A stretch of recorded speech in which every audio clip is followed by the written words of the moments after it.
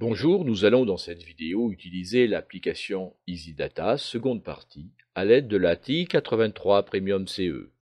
Le dispositif expérimental est le suivant. On a fixé par l'intermédiaire de scotch un capteur de force sur une planche. Il est relié à l'adaptateur EasyLink, lui-même connecté à la calculatrice graphique.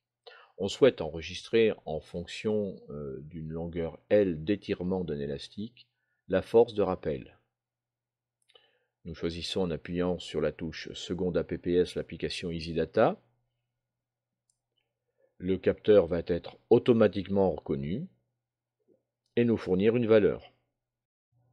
Dans le setup de l'application EasyData, nous réglons une acquisition événement avec une entrée manuelle, l'événement étant la force de rappel et l'entrée manuelle correspondant à la longueur que nous lisons sur notre double décimètre.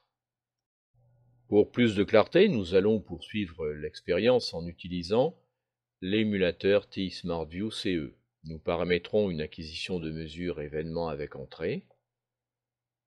Nous exerçons une traction sur l'élastique et lorsque nous sommes satisfaits de notre mesure de longueur, nous appuyons sur l'onglet F2 Keep afin de conserver la mesure. À ce moment-là, une fenêtre s'ouvre et nous invite à entrer la valeur lue sur notre double décimètre.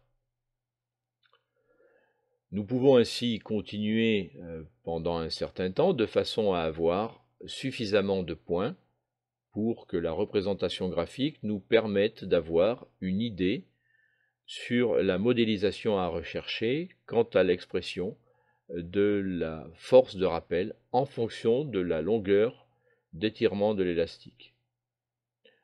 Donc 5-6 points peuvent nous convenir, c'est ce que nous allons faire.